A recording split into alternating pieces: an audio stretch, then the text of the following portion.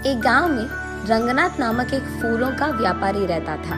वो हर रोज अपने फूलों के बागीचे में जाकर अलग प्रकार के फूलों को इकट्ठा करके उनको टोकरी में डालकर टोकरियों को साइकिल पे सारे गांव में सैर करते हुए उन्हें बेचने की कोशिश करता था।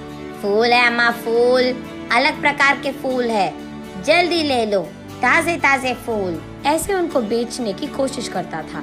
लेकिन ऐसे सारा दिन गांव में सैर करने के कारण रंगनाथ के पैर बहुत दुखते थे। वो एक दिन अपनी पत्नी रामूलम्मा से ऐसे कहता है, हर रोज इस साइकिल पे फूल बेचने की कोशिश कर कर के मेरे पैर बहुत दुख रहे हैं। मुझे अब नहीं लगता कि मैं इन फूलों को बेच पाऊंगा।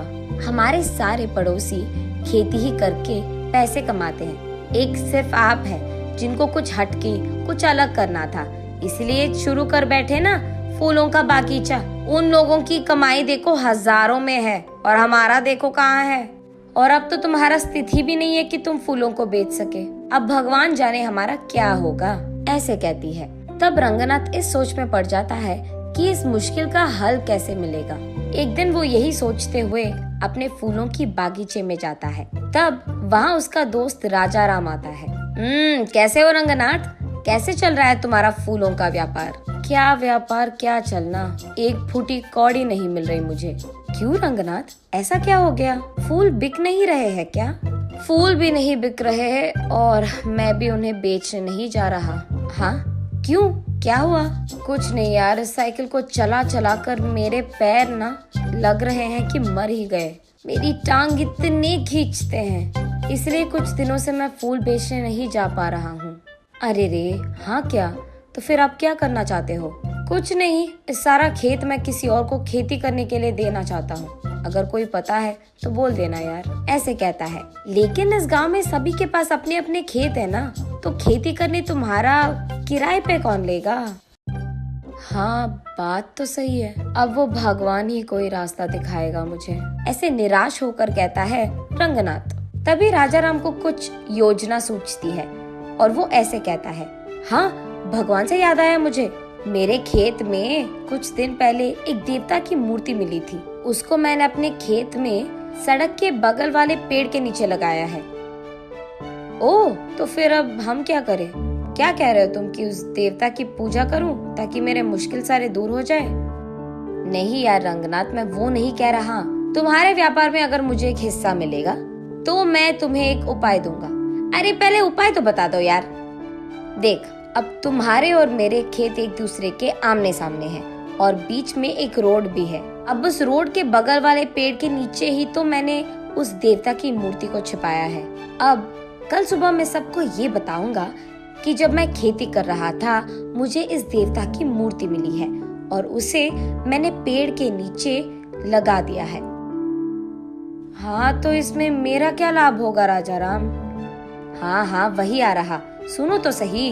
अब मैं ये भी कहूँगा कि उस देवता की मूर्ति के पास मुझे कुछ पुरानी कागज पत्र मिले हैं और ये कि उस पे लिखा था कि ये बहुत बड़ी देवता की मूर्ति है और ये भी कि उस देवता को उस समय में सारा गांव सैर करवाते थे और इस जंगल में उगाए फूलों से ही वो अपने आप को संवारती थी। ऐसे मैं प्रकट करूँगा और उसके बाद मैं ये भी कहूँगा कि वो इस देवता के वजह से था कि चारों ओर अपने अपने खेतों में अलग प्रकार के बीज डालने के बावजूद वो देवी यही चाहती थी कि इस खेत में सिर्फ फूल उगाए जाए। फिर सबको मैं यकीन दिलवा दूंगा कि तुम भी देवता की सेवा ही कर रहे हो और उनका काम मान रहे हो।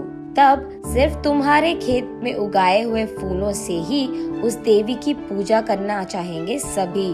तब तुम्हारे बागीचे में सारे फूल बिक जाएंगे और इतना भी नहीं, तुम अपने खेत में ही बैठकर पैसे कमा सकते हो। साइकिल चलाने की तो कोई काम नहीं होगी तुझे, ऐसे कहता है राजा राम। ये तो बहुत अच्छी उपाय है, तुझे भी पैसे मिलेंगे और मुझे भी। इसके वजह से तो हम दोनों को लाभ मिलेगा, ऐसे कहता है रंगनाथ। उनके फैसले के अनुसार ही अगले दिन राजा राम और रंगनाथ दोनों सारे गांव में यही प्रकट करते हैं। तब से गांव वाले सारे राजा राम के खेत में मौजूद देवता की पूजा रंगनाथ के फूलों से ही करते थे। उसके बाद कुछ ही दिनों में बहुत सारा लाभ मिलता है इन दोनों को। उसके कुछ ही दिनों बाद रंगनाथ की पत्नी रामूलम्मा अपनी सहेलियों के साथ जब बात कर रही थी, उसे सुनने में आता है कि उस गांव का जमींदार राजा राम के खेत में बहुत बड़ा मंदिर बनवाना चाहता है, क्योंकि वही देवी भी बाहर निकली थी। उसे ये भी पता चलता है कि इसी कारण वो राजा राम और रंगनाथ दोनों के खेतों को स्वाधीन करना चाहता है। उसके तुरंत बाद रामूलम्मा रंगनाथ और राजा राम को ये सब बताती है। अरे बाप रे, लग रहा है कि कुछ भी नहीं बचेगा अभी। अरे यार, तुम टेंशन मत लो, मैं हूँ ना। मुझे पहले से ही पता था कि ऐसा ही कुछ होगा, इसीलिए मैंने पहले ही इसका उपाय सोचकर रख लिया है।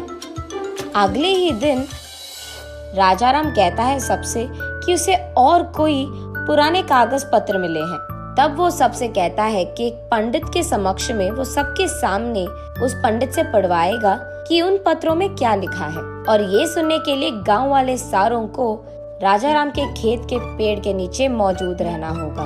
इसी बात का डंडोरा पिटवाता है राजा राम। गांव वाले सारे देवी के मूर्ति के पास पहुंचते हैं। तब एक पंडित राजा राम के दिए हुए पुराने कागज पत्र को पढ़ता है। उसमें ये लिखा रहता है कि उस देवता को प्रकृति बहुत अच्छा लगता था।